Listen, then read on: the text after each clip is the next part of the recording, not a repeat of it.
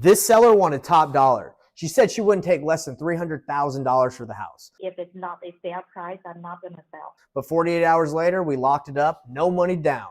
And my student made $5,000 on his very first real estate deal without even buying the house. Now here's how he found the deal. He was in a Facebook group when he saw a post. The seller had multiple Airbnbs and was tired of managing them. So Henry sent her a simple message. He said, "I can help you sell without paying any commissions." And she said, "Sure." So one time I'm on Facebook, right? I'm in the real estate investing group, and then there is one lady. She boasts that she tired of doing the Airbnb rental, and then she decided to sell all of her property. I text her that I can sell her property at her asking price without a realtor, so she doesn't have to pay any commission at all. And then Wow.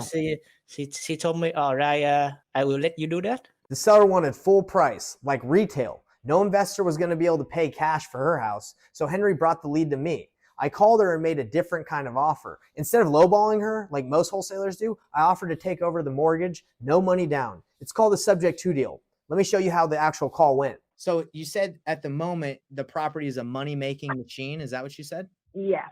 Wow, that's amazing. Okay, that's good. That's a good thing that it's making you a lot. So at this moment, there's really not a lot of motivation there. She's just going to keep it as Airbnb. This is interesting. Henry said that there was motivation. Making you a lot of money. So unless you get a lot of money for it, you're not going to sell. Is that what you said? I mean, if it's not a fair price, then I'm not going to sell. So if you have a low ball offer, just don't bother sending me. Yeah, I understand. Well, let me look up the address really quick. Can you give me the address so I can just check and see what I could be able to pay? A lot of sellers don't want to get lowballed, okay? So you just got to talk to them and just be like, yeah, okay. No, I understand where you're coming from. Yeah, 11100. 1100, okay. So she wanted 300,000. Now that's pretty much retail. Okay, but the house is in good condition. The only way it can work is with terms, okay? And in this deal, it's so tight, the only way we could make it work is if there was nothing down. Would you be open to, if we could work out a deal where we purchase on terms, would you be open to something like that? I will be open for maximum 2 years.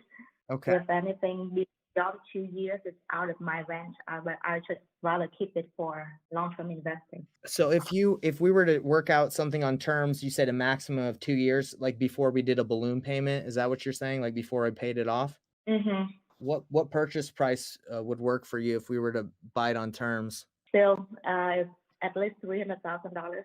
So- Anything below that, I'm consider. So for me, I'm like, well, look, this barely works. The only way it could even potentially work is if we just buy it, take over the payments, and bring nothing down and wholesale it, or we keep it and we keep it as an Airbnb for 2 years. So here's how it worked out. She owed about $280,000 on the house. She wanted $300,000.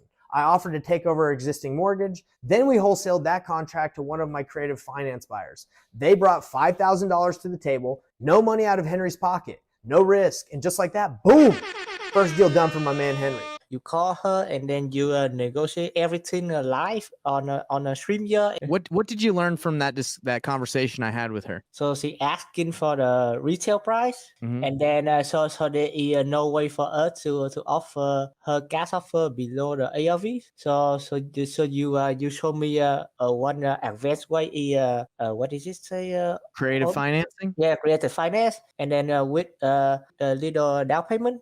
When the deal closed, I sent Henry his portion of the assignment fee. I texted him just to make sure he got the money, and when he did, he was like, "Oh my gosh, I'm hyped." Let's hear exactly what he had to say in his own words. How does it feel to get your first check from wholesaling a deal?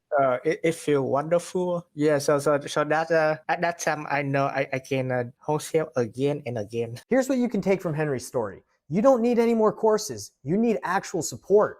You don't need money. You need the right structure. And you don't need years of experience. You just need someone who's done it before to walk with you and walk you through the deal. If you want to do deals like this, if you're tired of buying courses that leave you stuck and confused, and you want real support, real strategy, and real results, well, that's exactly what we do.